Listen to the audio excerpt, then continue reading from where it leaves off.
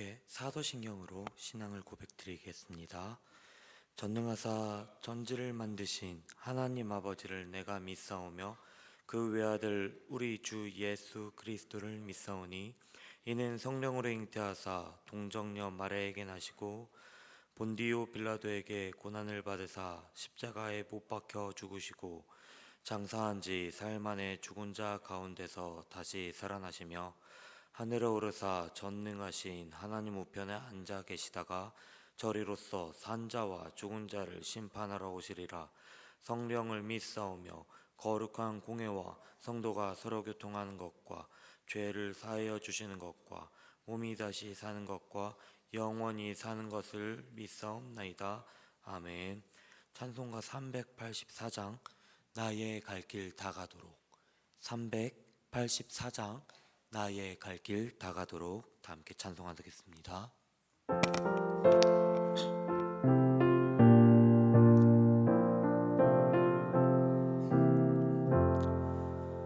나의 갈 길 다가도록 예수 인도하시니 내 주 안에 있는 긍휼 어찌 의심하리요.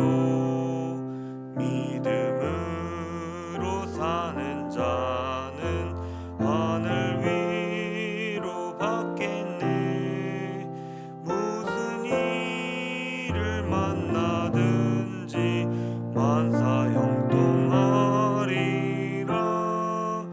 무슨 일을 만나든지 만사 형통하리라. 나의 갈 길 다가도록 예수 인도하시니 어려운 일 당할 때도 족한 은혜 주시네.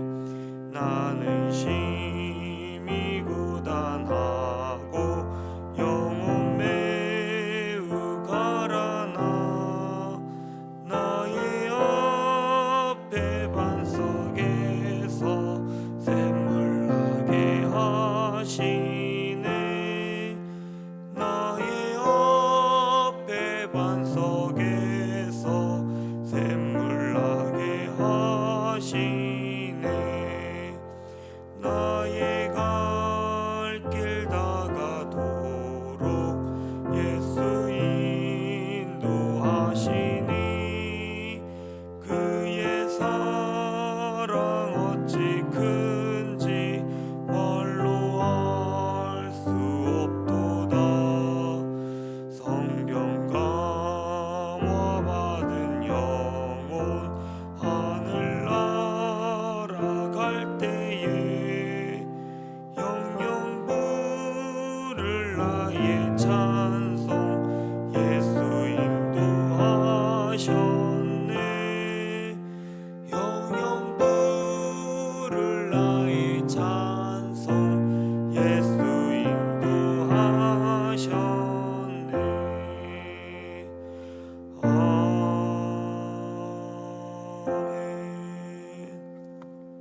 4월 8일 새벽 기도 말씀은 누가복음 20장 19절에서 40절 말씀입니다.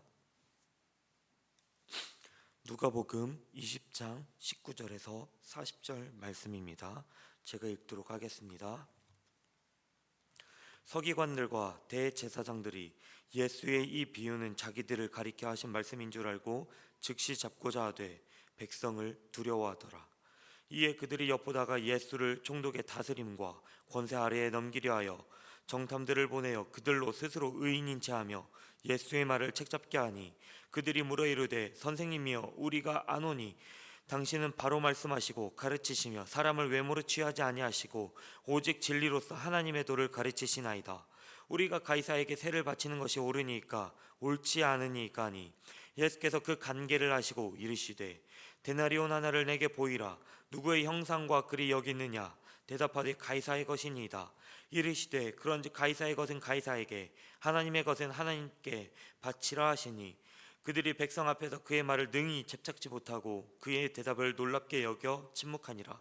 부활이 없다고 주장하는 사두개인 중 어떤 이들이 와서 물어 이르되, 선생님이여, 모세가 우리에게 써 주시기를 만일 어떤 사람의 형이 아내를 두고 자식이 없어 죽으면 그 동생이 그 아내를 취하여 형을 위하여 상속자를 세울지니라 하였나이다. 그런데 7형제가 있었는데 마지가 아내를 취하였다가 그 자식이 없어 죽고 그 둘째와 셋째가 그를 취하고 7이 다 그와 같이 자식이 없어 죽고 그 후에 여자도 죽었나이다. 7이 다 그를 아내로 취하였사오니 그 부활 때 그 중에 누구의 아내가 되리이까? 예수께서 이르시되, 이 세상의 자녀들은 장가도 가고 시집도 가되 저 세상과 및 죽은 자 가운데서 부활함을 얻기에 합당히 여김을 받은 자들은 장가가고 시집가는 일이 없으며 그들은 다시 죽을 수도 없나니 이는 천사와 동등이요 부활의 자녀로서 하나님의 자녀임이라. 죽은 자가 살아난다는 것은 모세도 가시나무 떨기에 관한 글에서 주를 아브라함의 하나님이요 이삭의 하나님이요 야곱의 하나님이라 칭하였으니 하나님은 죽은 자의 하나님이 아니요 살아있는 자의 하나님이시라. 하나님께는 모든 사람이 살았느니라 하시니 서기관 중 어떤 이들이 말하되, 선생님 잘 말씀하셨나이다 하니 그들은 아무것도 말을 감히 더 물을 수 없음이더라. 아멘. 사랑하는 성도 여러분, 오늘 이 자리에 오신 여러분들을 주님의 이름으로 환영합니다.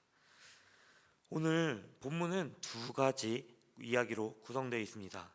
하나는 가이사에게 세금을 바치는 문제에 대한 이야기고요. 하나는 사두개인들의 부활 논쟁입니다. 오늘 본문 모두 예수님을 시험하려고 하는 종교 지도자들의 모습이 드러나고 있습니다.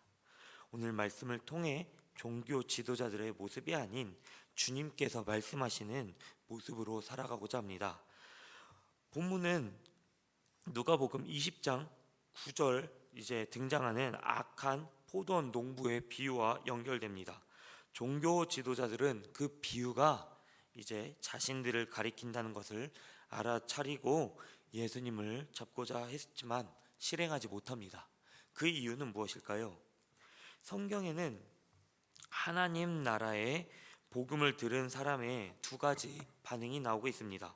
19장에 등장하는 삭개오처럼 회개하며 돌이키며 뉘우치는 반응이나 반대로 분노를 표출하는 종교 지도자들의 반응이 그렇습니다. 복음은 듣는 사람으로 하여금 반응을 일으킵니다. 돌이켜 하나님 나라의 백성으로 살아가도록 결단하게 하고 행동을 촉구하게 합니다. 하지만 종교 지도자들, 이들은 복음보다 자신들의 재산과 권위를 더 중요시하게 여겼습니다. 예수님을 미워하고 죽이려 할 정도로 이러한 반응이 나왔습니다. 그러나 이들은 백성들을 두려워했기 때문에 예수님을 죽이지 못했습니다. 잡지 못했습니다. 이 말은 즉 예수님보다 사람의 반응을 더 눈치로 여겼습니다.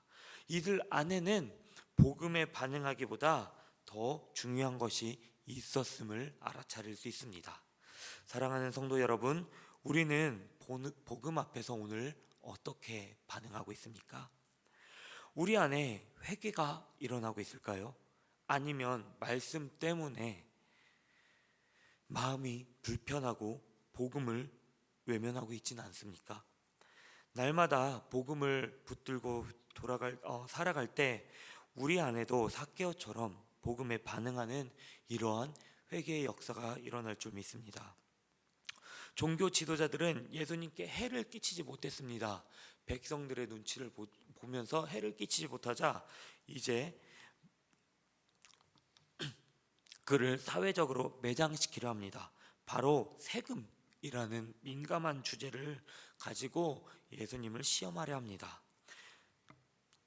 22절을 보면 우리가 가이사에게 세를 바치는 것이 옳으니까 옳지 않으니까 이렇게 예수님께 여쭙고 있습니다.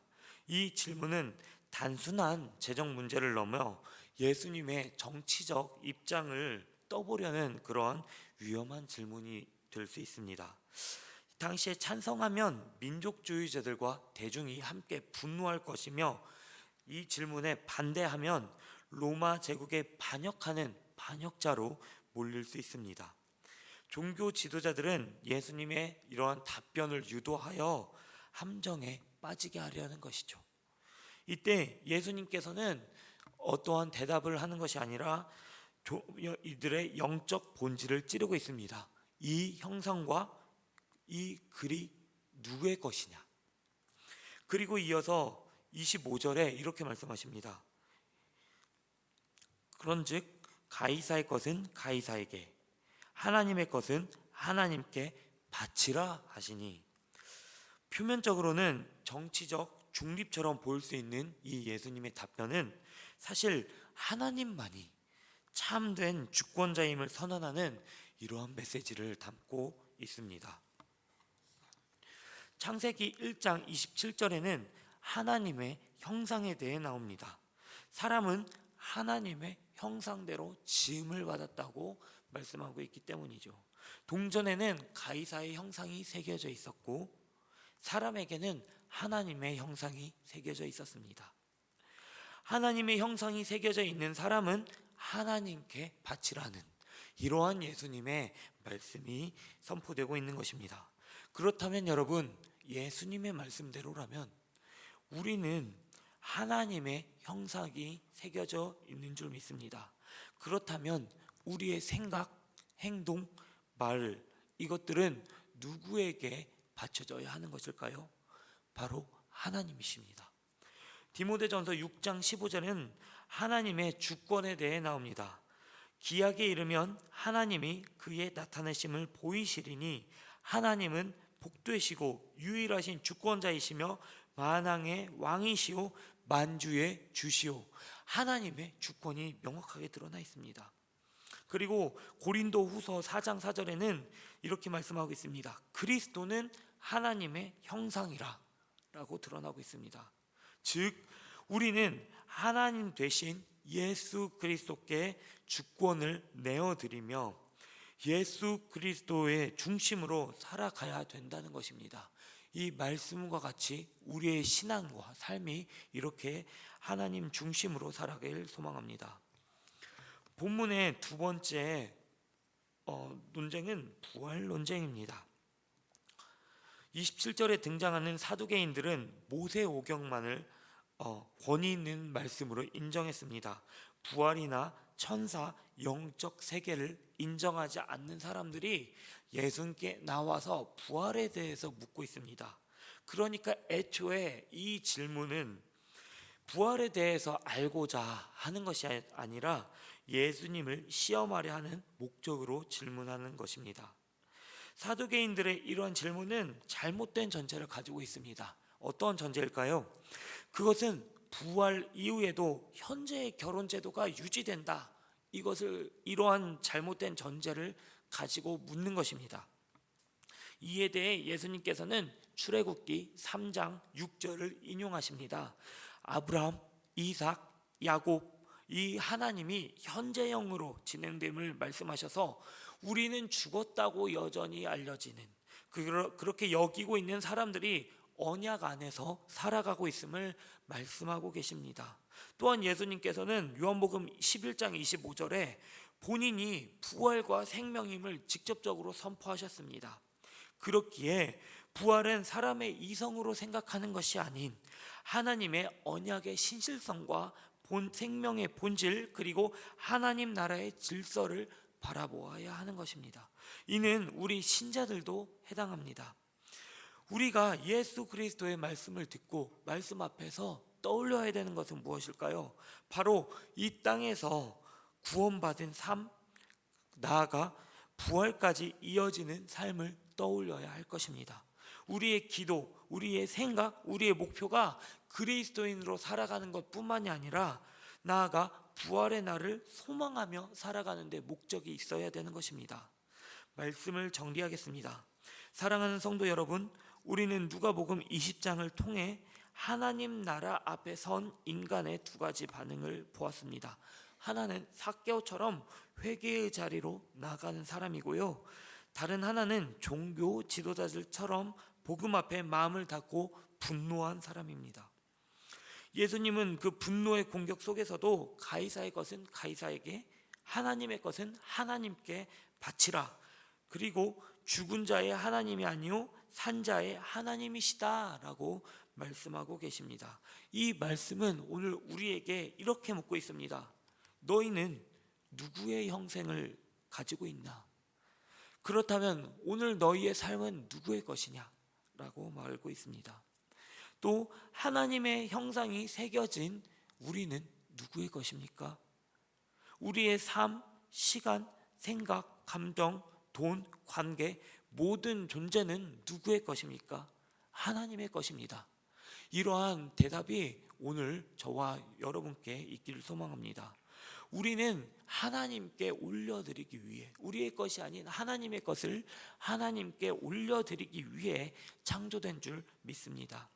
그리고 오늘 예수님은 우리에게 부활을 믿는 사람답게 살라고 초청하고 계십니다. 단지 죽은 뒤 천국에 간다는 교리를 믿는 것이 아니라 지금 이 자리에부터 영생을 소망하는 삶을 살아가라고 말씀하고 계시는 것입니다.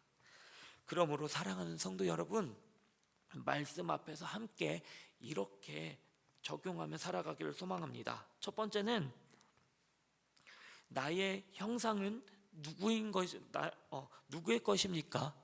이 질문에 생각하시며 오늘 하루 하나님의 형상으로 만들어짐에 감사하는 그러한 기도를 하는 시간을 가져보기를 소망합니다.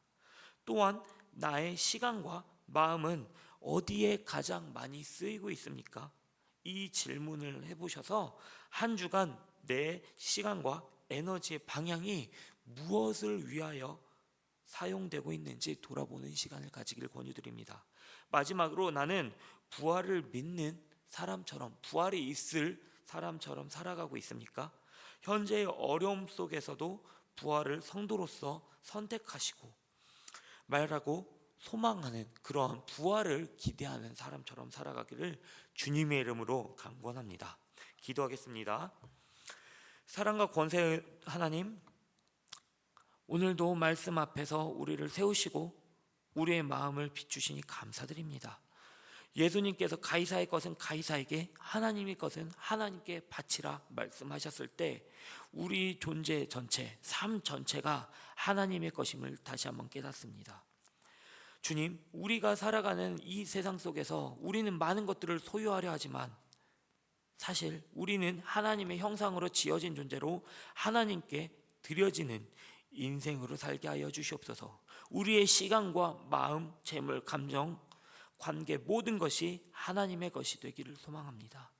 주일의 예배뿐 아니라 월요일의 직장과 그리고 삶의 터전, 가정의 자리에서도 하나님께 속한 사람답게 살게 하여 주시옵소서. 또한 예수님께서는 하나님의 산자의 하나님이라고 말씀하신 그 말씀을 붙들게 하셨습니다. 이 땅에서의 삶이 끝이 아니고 부활의 소망을 품고 오늘을 살게 하여 주시옵소서. 그러므로 주님, 우리가 절망 앞에 무너지지 않게 하시고 죽음의 그늘 앞에서도 생명의 하나님을 신뢰하게 하여 주시옵소서. 부활의 하나님을 바라보며 삶의 방식이 달라지게 하시고 이 세상의 질서보다 하나님의 질서를 따라 살게 하여 주시옵소서. 주님, 우리는 종종 복음보다 내 자아, 내 욕심, 내 명예를 더 귀하게 여길 때가 있습니다. 예수님을 향해 분노했던 종교 지도자들처럼 복음을 밀어내고 아버지 그렇게 살아갔던 우리의 마음을 회개합니다. 주님, 우리 마음에 있는 교만과 자기 중심성을 꺾어주시고 삭개오처럼 말씀 앞에 차복하고 돌이키는 은혜를 허락하여 주시옵소서. 말씀대로 살기 힘든 시대지만 하나님 나라의 백성답게 그리스도의 형상답게 살아가게 하여 주시옵소서. 이 땅에 하나님의 나라를 보여주는 거룩한 백성으로 오늘 하루 살게 하여 주시옵소서. 이 모든 말씀 우리를 위하여 십자가에 매달리시고 부활로서 우리에게 말씀을 선포하신 예수 그리스도의 이름으로 기도드립니다. 아멘. 하늘에 계신 우리 아버지여, 이름이 거룩히 여김을 받으시오며 나라의 임하옵시며 뜻이 하늘에서 이루어진 것 같이 땅에서도 이루어지리이다. 오늘날 우리에게 일용할 양식을 주옵시고 우리가 우리에게 죄 지은 자를 사하여 준 것 같이 우리의 죄를 사하여 주옵시고 우리를 시험에 들게 하지 마옵시고 다만 악에서 구하옵소서. 대개 나라와 권세와 영광이 아버지께 영원히 있사옵나이다. 아멘. 오늘 들으신 말씀 기억하며 함께 기도의 제목 가지고 나아가고자 합니다. 첫 번째 기도 제목은 나의 전 존재가 하나님의 것임을 기억하게 하여 주시옵소서. 두 번째 기도 제목은 나의 삶의 영역, 시간, 물질, 재능, 감정을 하나님께 구별하여 드리는 삶이 되게 하여 주시옵소서. 세 번째는 부활의 소망이 나의 오늘의 삶을 바꾸게 하여 주시옵소서. 기도 제목 가지고 아울러 교육관 건축과 그리고 그 건축관이 완공되기까지 우리 다 함께 하나님의 은혜로 진행될 수 있도록 다 같이 기도하신 후에 개인 기도하시고 돌아가도록 하겠습니다. 기도하겠습니다. 은혜와 사랑이 많으신 아버지 감사합니다.